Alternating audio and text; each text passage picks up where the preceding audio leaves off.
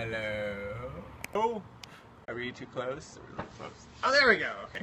This is good, right? Hello. Hello. Hi, hi. Welcome to another Conversations. I don't know if we're early or not, but this is the fantastic Bill Landrum.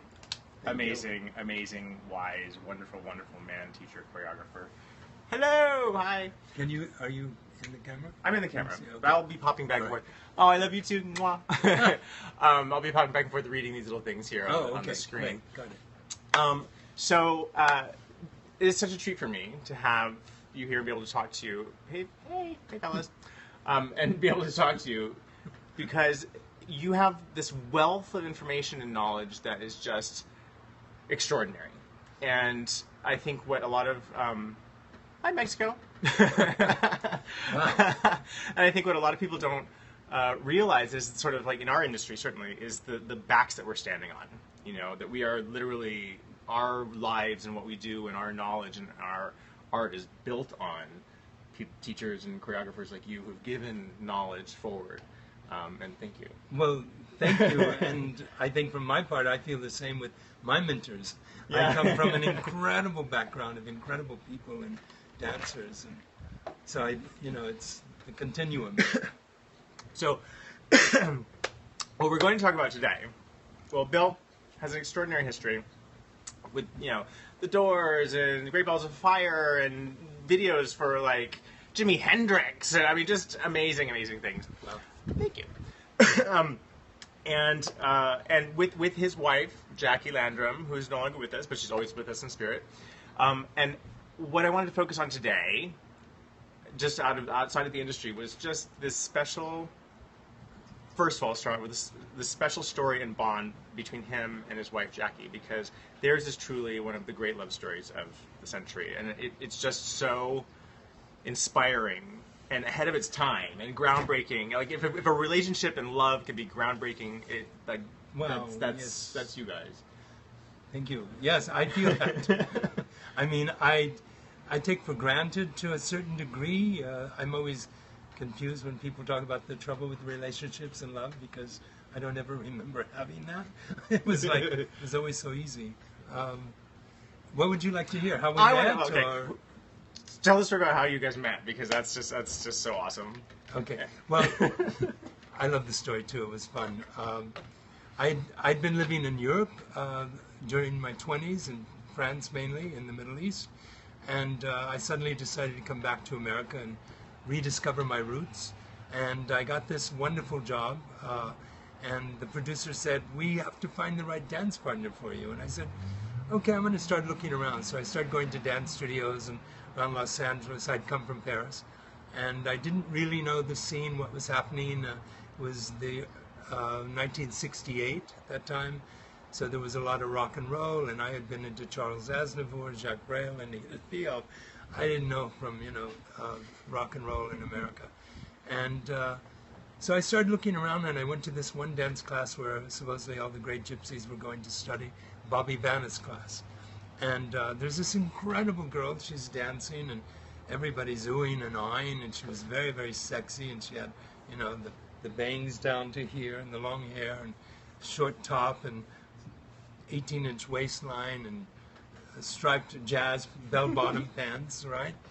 And so Bobby Vanna says, Jackie, I want you to do that again, and everybody watch, because she's giving me exactly what I want.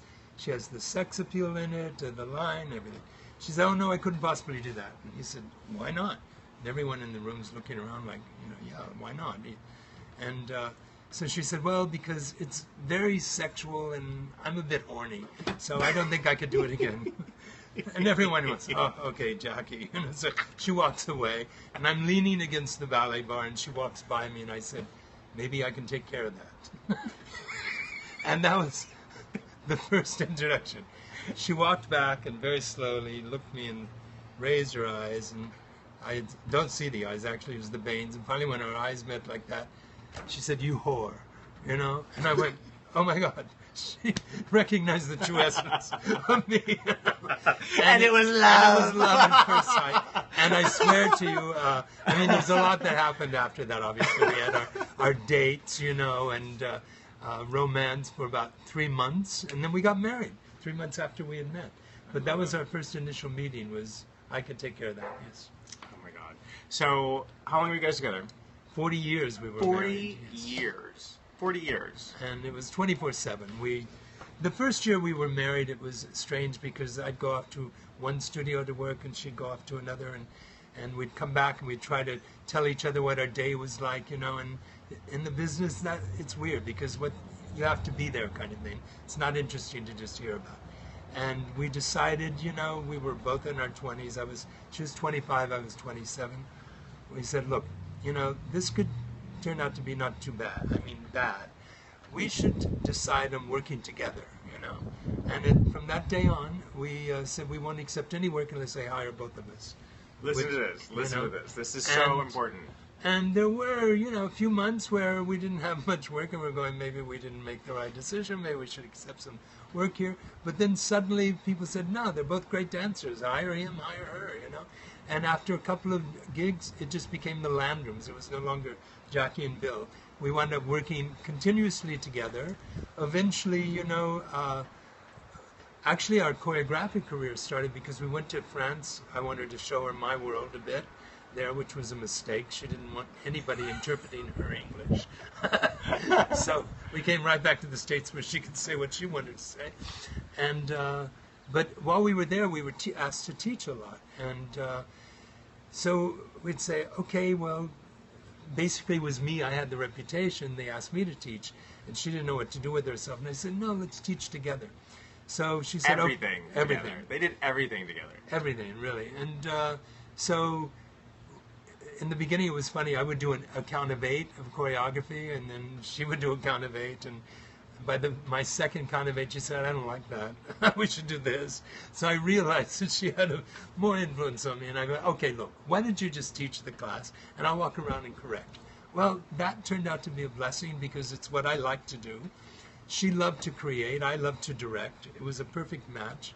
And that's what our choreographic career turned out to be as well. It was like, basically, she was a choreographer, and I would edit the work or give my critique on it, and, you know, I contributed a lot. But basically, it was a thing of each of us doing what the other liked to do. You know, it's rare in today's world of the industry is that you occasionally have partner choreographical, like Tabitha and Napoleon, that are choreographing together, but they don't work like they did, where I love that you adjust and correct, because that doesn't happen anymore. It's kind of left on the students or the dancers themselves or whatever to correct themselves, and it's not always correct. It's so much more powerful to have somebody there, like saying, oh no, it's here, it's there, rather than just hoping and crossing your fingers and waiting for them to clean you later on. And for teaching, for us too, it served a purpose, because there's always the students who are behind, and they either are self-conscious or they just don't have the training and they can't live up to it. And you want to bring them up to a level rather than bringing the class down to their level and having the more advanced people wait while you correct, not a less gifted but a less educated student. And so it helped in that way. We could keep the balance of the class going.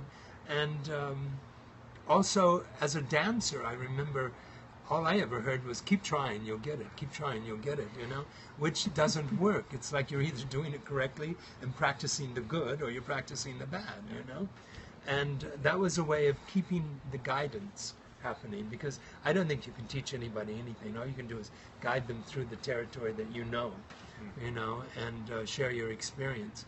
And the learning has to come from the individual themselves, and everybody has a different time of awakening, But that sort of defined our working relationship, choreographically and teaching-wise. It was always Bill and Jackie. I've never heard, well, sure, recently, but like I always heard Bill and Jackie Leonard.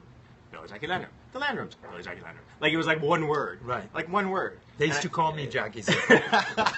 And it's I think it's that connectivity as a partnership that kept you guys like together all across the world, all across time, all across all these crazy jobs and crazy opportunities and moments. And like, what was the story you were telling me where you guys were skating in the taxi?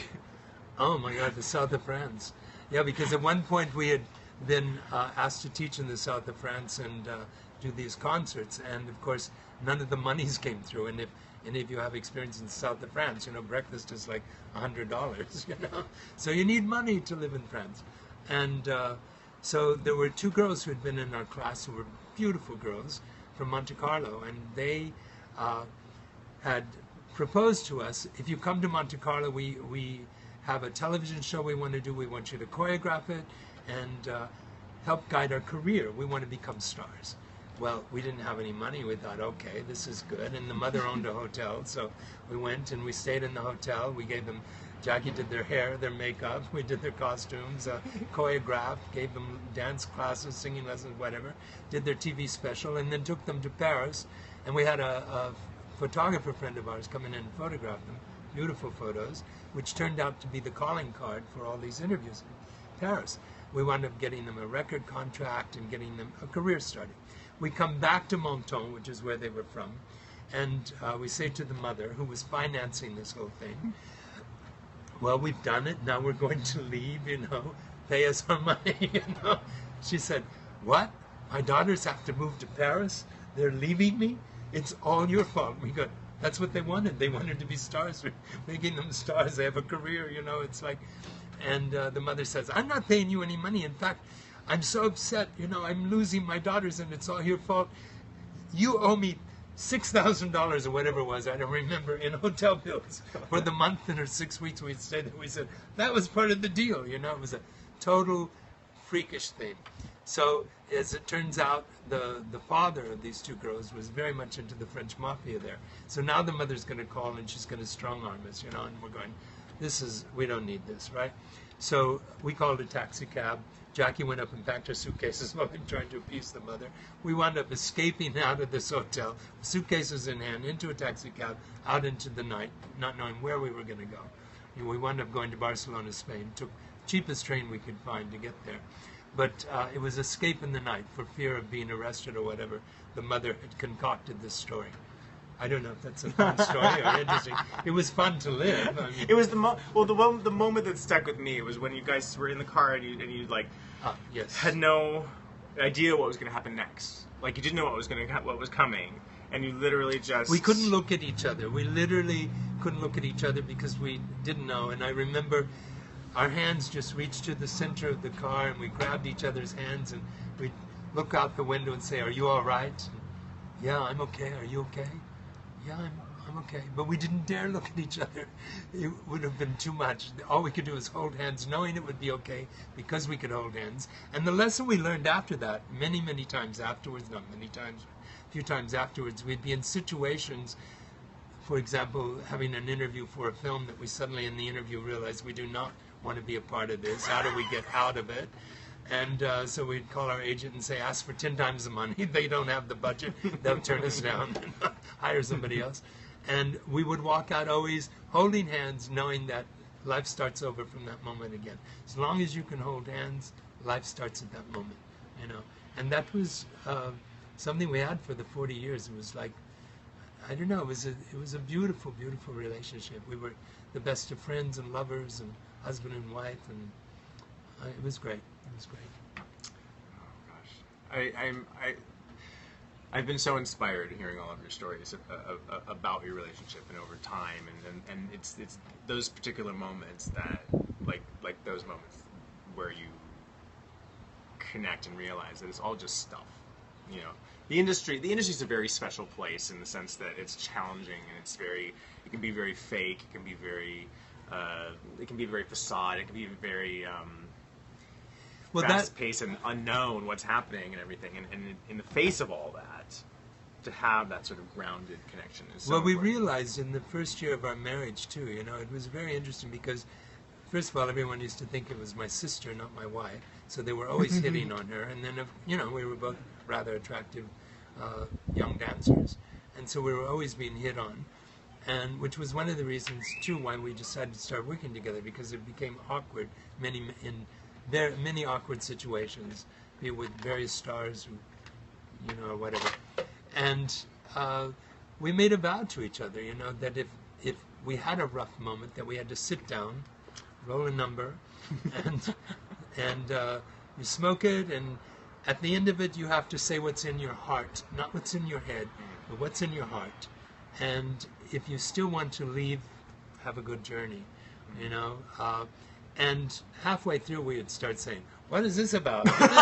This is no problem at all. I mean, this is easy. What are they talking about? Let's roll another one." They say this marriage stuff is hard. It's like, you know. Actually, when we got married, it was funny because a lot of our close friends and other choreographers took bets. They said, "Those two together, they'll kill each other in the last 6 months."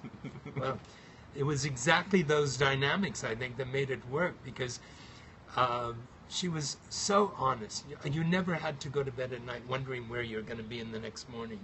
It was like you always knew where you were at with each other. And it was always fun to explore the complications in life, because that's what life was. It's like, now how do we get through this? You know? And we never ever took anything personally, and we always felt, you know, we were both great students. I mean, we loved to study. We were forever traveling all over the world, studying with this master or that master, because we felt there was no better investment than ourselves, you know. And we had made a conscious decision not to have children, because, as Jackie said, they would have to use the cat box. I'm not changing diapers. Cat box. And also, you know, we both felt that it was our time. It wasn't about giving to another third person, which we would have, loving children and animals the way we do. So it was good. We, you know, sometimes you wonder what you would have created, but with our students and stuff, we have so many students. So many student children. Student children, you know, at this point. I think there's so much to be said for the sort of, well, first of all, what I think is so groundbreaking, partly about, so groundbreaking about our relationship, is just the extraordinary honesty that you guys share with each other.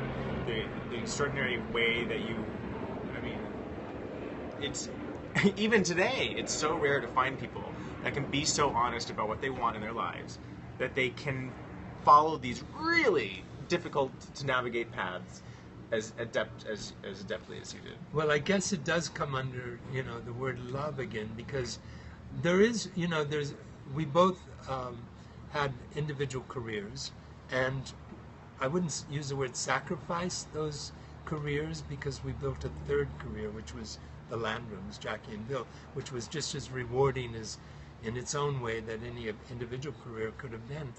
But I always liked her. I thought she was just the most exceptional human being. And sometimes, you know, you didn't like her because of that, but the love would bring you back into liking. And then you realized in the end, you know, that one of the strong points was we never tried to change each other. All we were interested in is, who are we going to become? Where does this take us? Who are we going to become? Who are we going to become? Because that's why we always studied as well, you know. Brilliant. As dancers, you know, as a dancer you face reality, you know, because just because you have, you know, 10 pirouettes today doesn't mean they're there tomorrow. It means you have to start over in the morning, you do your bar, and you work for it again. So it's always about future. Reinitiating. I love like, who are we going to become? Because if you're sitting in who am I now and who are you now, then there's a conflict. There's already a conflict, because you're already this and you're already that. There's a conflict. If you're looking forward into who are we going to become, there's a shared path and a shared vision that you can both create together. Right. That's a very interesting way to look at it. Yeah, and the same, using another word, it's like we never believed in a concept, because a concept means that you're automatic. If you accept a concept, a way of living, you're automatically negating the other potential concepts, you know. And so by keeping that open and being fluid, basically, with what experiences life comes at you and dealing with that in the moment, you're always meeting new people, going to new places, having new experiences, which automatically transforms you, because you become what your experiences are, you know.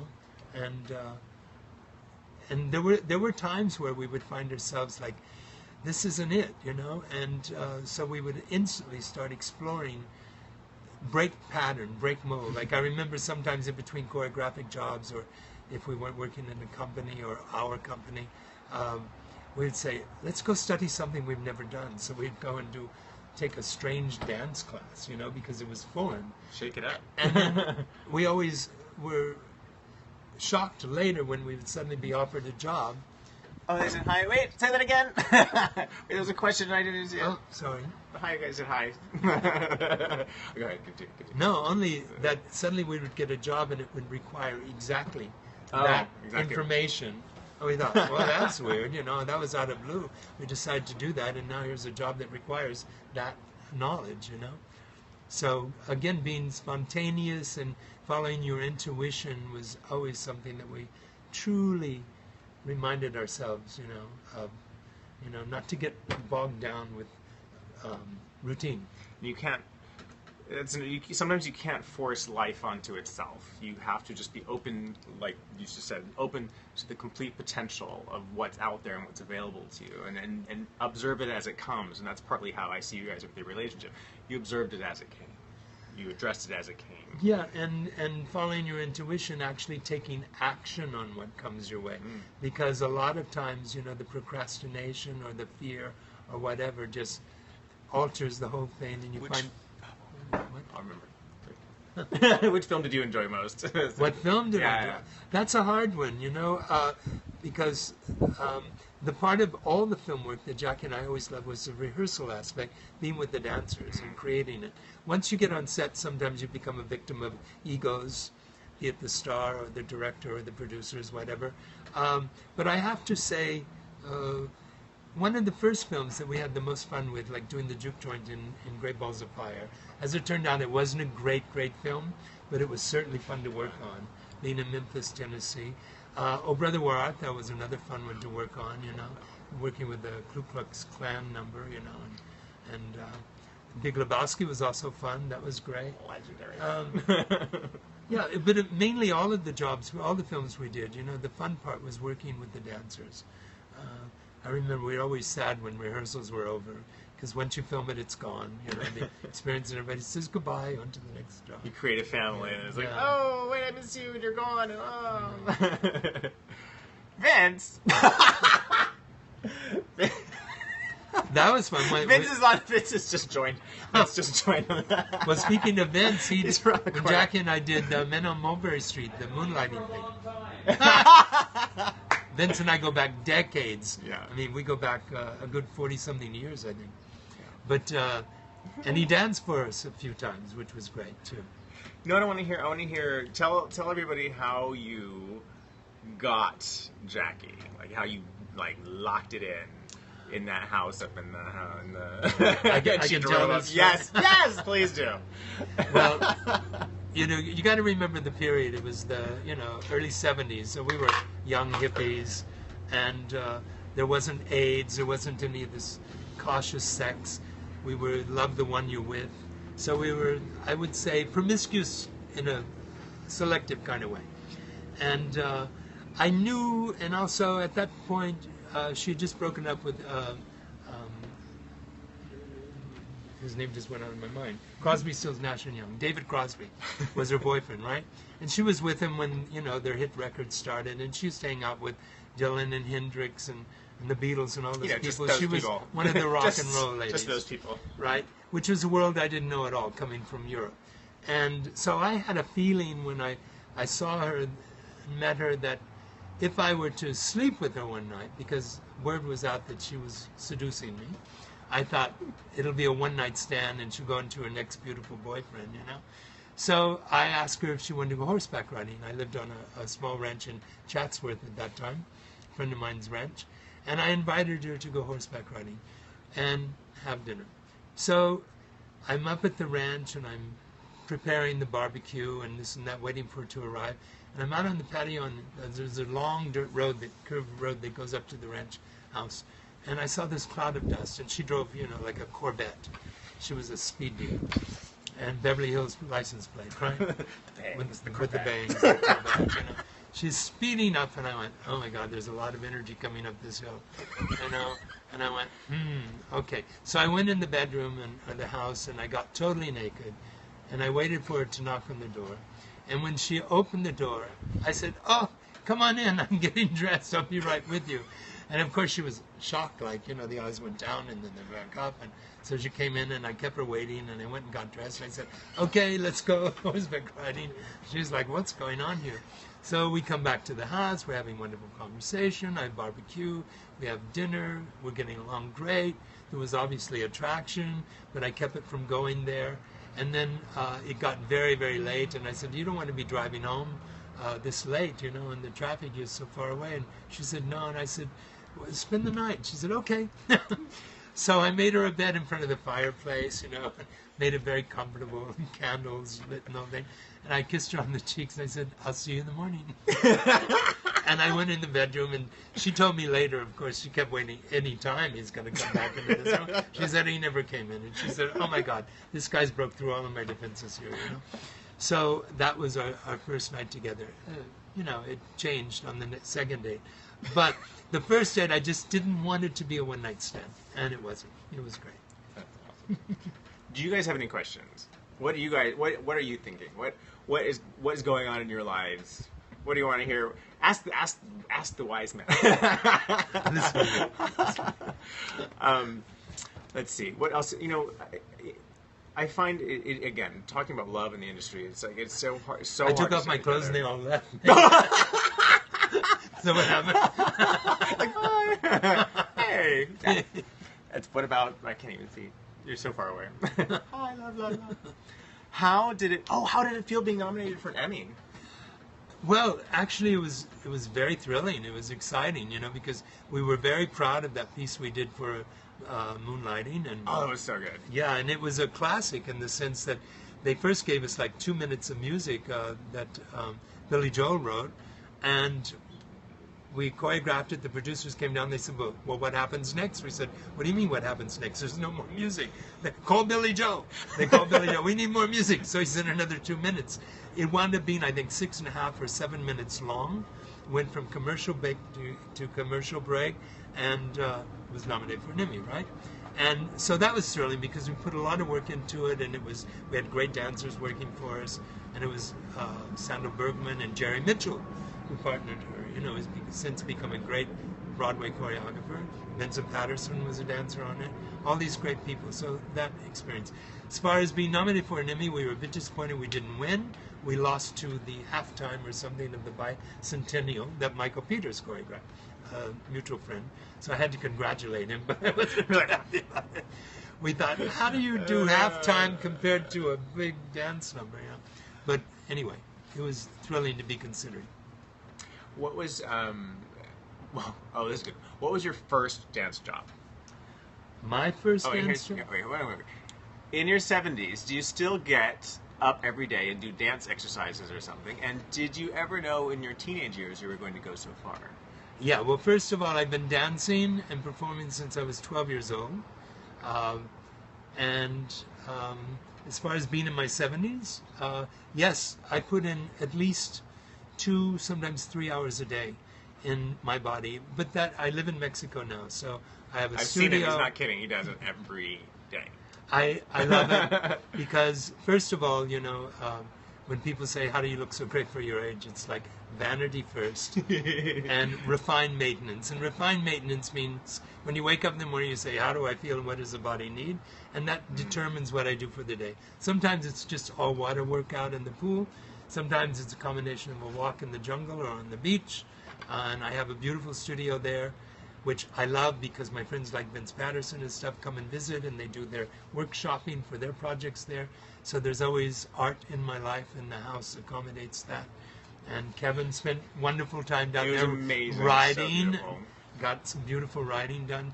So I love that. My favorite of you is out in the water, because he's literally right on the beach, and the ocean comes in with these waves, and he goes onto the edge of the waves and lets the ocean take him, and and feels his center with the waves, and lets them rock him back and forth, and he feels his core using that. I sort of let the ocean wake my body up. You just sort of let the water move you around, and you go. It's very very Tai Chi.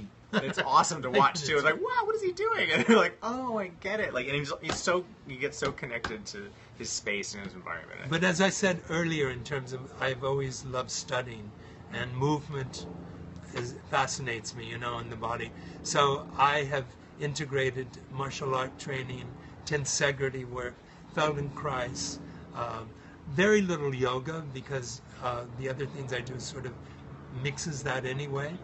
And then the various dance techniques that I've been exposed to, be it classical or Martha Graham technique. So with all of that knowledge I've accumulated over the decades, it's fun for me because I can vary my workouts, my approach. I never get bored. I find the human body so deep with knowledge that you're constantly having revelations and new awakenings and awarenesses. And the older you get, you do have to explore. You do have to get into, instead of being a strong work for it dancer, you have to surrender and you have to find effortless movement so that you're working on a deeper kind of strength in the body as you get older, conserving energy and not putting stress on the body.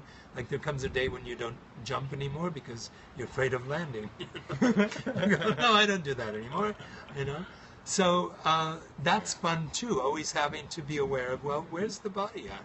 Which is what you should do at any level anyway, He had his hip replaced, a while before mine, and so listening to his recovery and everything, he had a little bit of an issue where, like, he lost feeling in his leg, and watching him get up every morning and his approach to his recuperation inspired me that even if something happened to go wrong with my leg or my hip replacement, everything, that there's always hope, and there's a process and there's things to look at. And he literally was talking about his leg, about recreating nerve endings and recreating that new nerve patterns, because that's awareness. The marvelous thing about the body. It's constantly renewing itself. If it's not, you're on your way to death. So don't worry about your technique. But as long as it's still alive and it's rejuvenating, you can guide that energy. And the body is so miraculous. If one nerve dies, you can recreate a new nerve pathway to take over that work. And that's what I had to do. They cut nerves, so I lost all feeling in my left leg. It felt like cardboard. So I had to create new nerve patterns. And that's where all of my studies in Feldenkrais and tensegrity and martial arts training actually came into play, because it literally deals with guiding of energy, and I call it speed evolution. It doesn't take a million years to get a new body. You can do it in this lifetime. And it's also your approach to it, because I think a lot of people go, oh, I can't feel my leg and I'm doomed and my life is over and I'm not a dancer anymore, and all, like you can so easily go there. And you didn't. Like, you literally, you spoke about it, but it was an awareness. You were observing it, addressing it just as it is. And again, that's the power of your perspective, I think. Is and then your next thought is what creates your reality. And that's true for the body too. Body and mind are one. So if you want to change something in your body, your mind has to direct it, and it's intention. You just have to know what your intentions are. My intention was I was not going to be a cripple. And so therefore I look good. Vanity, there we go. Yeah. So the other question was, did you know in your teenage years that you wanted to, was it on? I first became interested in dance because I had a girlfriend in junior high school who was one of the snow children in the movie Carousel. And she got to leave school for 2 weeks while she was on location. And when she came back, she was like a Hollywood star, and I was the boyfriend, right? So I had peripheral fame with her. And one day she said, pick me up after my dance class at this local dance studio, Norton Studio. And I picked her up, and I walked in, and they said, are you here to take class? I said, me? And they said, yeah, you. I went, why not? I took a jazz class, fell in love with it, immediately went out and asked if I could sweep floors, clean mirrors, work at the desk, do whatever to pay for my classes, because my father wasn't going to do it. And I started doing that. I started cleaning up dance studios to pay for my classes. And I had all these opportunities to perform for the Kiwanis clubs, the Pomona State Fair, the auxiliary, this or that. We had all these opportunities. So I had this incredible formation of inspiration. And But what about the job where you had to tell them you were... Oh, and my first real professional job was I quit high school in my senior year because I was very unhappy at home with father, etc. Won't go into, that's another story, right? But I used to audition for the experience, and one day I auditioned for this nightclub job, which was ridiculous. I was just turned 18 in my senior year of high school, and you had to be 21. So I said I was 23. If I'm 21, they're going to be suspicious. So I'm 23, and I look young, you know. And I got the job. So I went home, and my father immediately, the contract was that I was making twice the money he was. So making twice the money he was, quit school, go, get the job. You know, he was happy. No more money, no, get out of my house. So I did. I lied about my age, said I was 23, went to work in San Francisco at Bimbo's 365 Club, hoping nobody would ever find out that I was illegal. Otherwise, they'd have closed the club down and gotten a lot of people in trouble. And that started my dance career.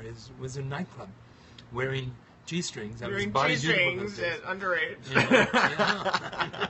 They didn't care about my age. Once they saw me in a rhinestone G-string, I was, you got it. I think we have a little similarity there, actually. One of my earliest gigs, it wasn't exactly, well, it was paid, I think it was like $20 or something, was dancing at the old Glam Slam, before it was Glam Slam, I think it was Vertigo or something, at 3rd and Boylston. I was in some dance show where they literally handcuffed me and tied me up and then stripped me down in my underwear. And then body painted me or something. It was just very odd. It was one of those weird moments like, what am I getting myself into? It was great. I spent the first couple of years actually from San Francisco. Then I got a job going to Vegas again illegally. Worked in Vegas, but then I got the inspiration. I wanted to do something more than be a Vegas dancer, obviously a nightclub and wearing G-strings. And so I decided, well, why don't you go to New York and do Broadway? Which took me, in order to get into the equity auditions, you had to do summer stock and get your equity card. So I wound up going to San Diego, and I did a whole summer of equity waiver shows, equity shows, and I got my equity card. So when I went to New York at 19, I could go to the main auditions. Wound up getting Broadway show, and I was on scholarship there too. Got to study acting, singing, dancing, etc., etc. Yes. Yes. Oh, hi, love, hi. I wanted to bring it back to love. To love. To love. What do you, Mr. Landrum, what's the golden nugget piece of advice that you have given to me? To quote Joseph Campbell, follow your bliss. Do what you feel, and have intentions. And if you don't know how to do it, do your research, or talk to people who've done similar things, and just see what inspires you. I mean, because ultimately, you're alone. And like I said, nobody can teach you anything. You have to just be aware. In fact, one of my biggest lessons for myself was to remind myself that I was aware that I was unaware, so that I would look at my surroundings. And when you go on set, you don't just get concerned with yourself, but you look and see what other people are doing, be it costumes, makeup, or whatever. And you don't even know how it's going to serve you, but eventually it does, because in my case, I did become choreographer, and I was on so many different sets, and I had to have communication with costumers and hair people and lighting people. And so it's just be aware and know what you want to do, and I also think a very important thing is to work. That's why I was never afraid of doing nightclub or theater or film or television. I never allowed myself to get locked into a concept. It was always about, am I happy? And if you're happy, then the world goes on. If you're unhappy, it doesn't matter what you're doing anyway. You might as well give it up. Ding, ding, ding, ding. Go for your happiness. Go for your happiness. Be happy. Go do things that make you happy. Find things that make you happy. That's right. It's true. Absolutely. It's true. And I know people say, well, what is happy? That's why I say follow your bliss, meaning, sometimes what you want to do is nothing but a troublesome road in terms of, oh my God, I need more technique, I need more money, I need a better situation. But I think in my case, every time I had an idea of what I wanted to do, it always came to me. And I was always shocked at how easily it came to me, but because I always worked for it. It's not like I expected anything, I mean, I was always in class, and I was always looking to be better. Because I hated being mediocrity. It used to drive me crazy. Here's another one. Dance therapy. You and Jackie were the first to adopt it. Everyone does it today.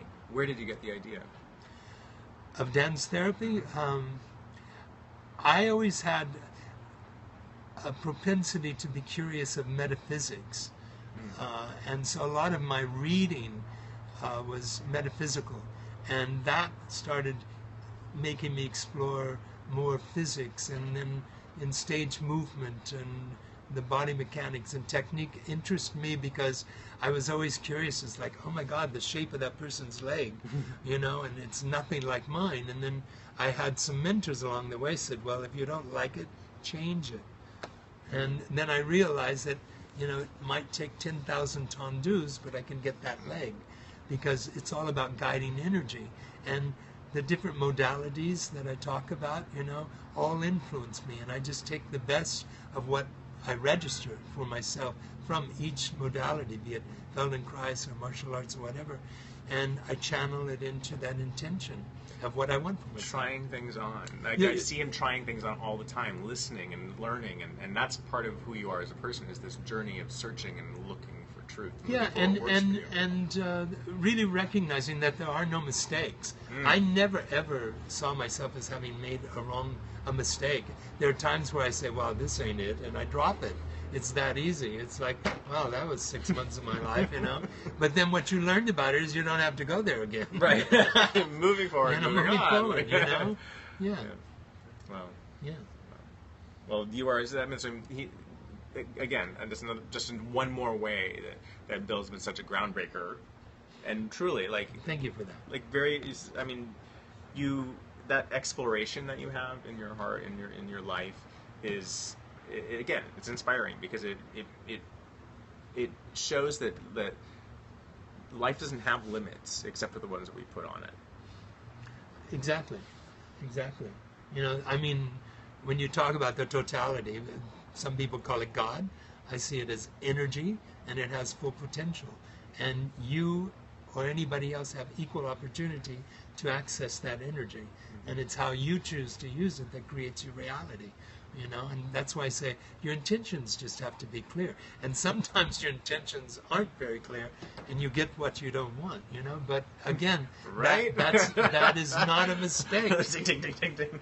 And also, it's, I don't know, when it comes to the body, I always found by having all this knowledge technically that because I did my last performance, hardest performance in my life, I think, a tribute to Donald McHale, when I was 55 years old, and I took 3 months training to get the stamina back, because the role I danced in honor of him was from Rainbow Around My Shoulder, and it was I was 27 years old when I first danced it, and when they asked me to do it as a tribute to him, I said, I was 27 and it almost killed me, and they said, but we hear you're still in good shape, and so at first I said no, and then Jackie said, no, you're going in training. I said, really? And she said, it's the last time anybody will ever ask you to dance. And I went, you're right.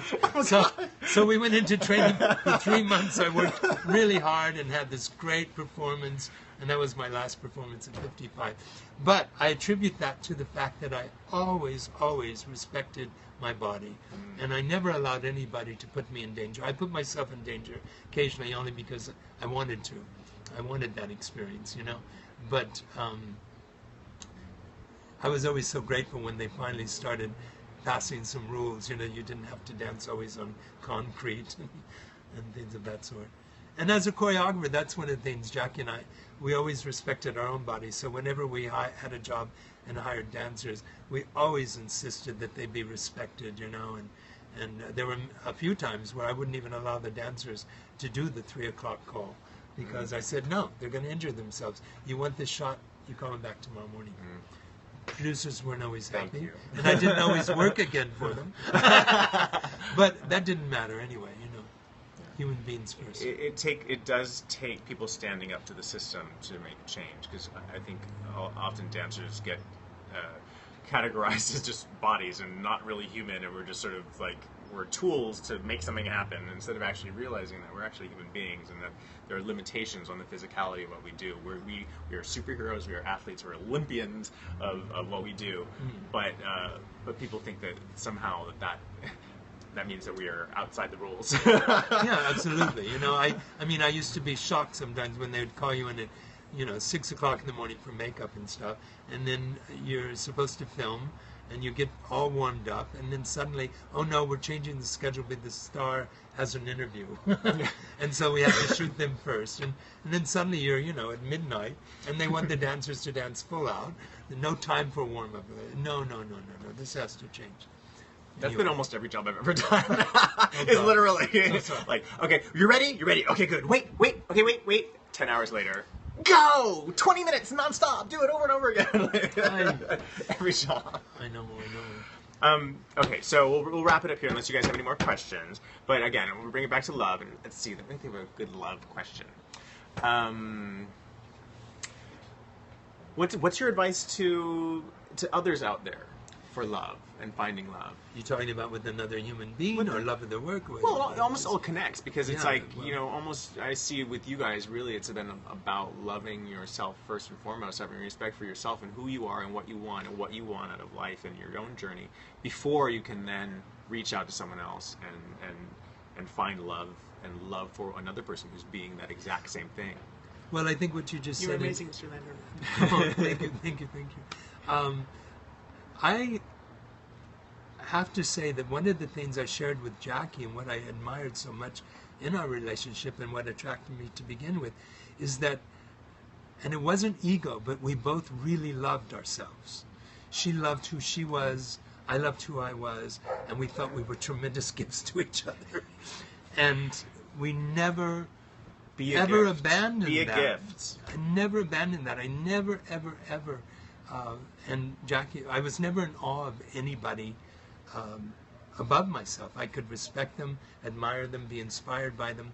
But first of all, I loved myself, so therefore I was always comfortable, and Jackie equally as well. It was, and we demanded that in our relationship as well. It was like we gave each other the space that was needed of exploration, and there were many times where she'd go off and do something and study something, and I'd say, oh, I don't know if I feel like doing that. She said, it's all right, I'll see you later.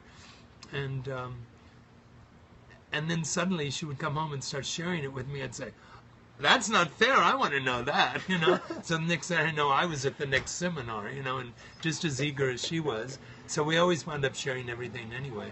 I remember once we did have an argument, which was funny, and sort of a little bit of yelling back and forth, and she looked at her clock and she said, well, if you want to continue this, I'll be back in an hour and a half. I have ballet class.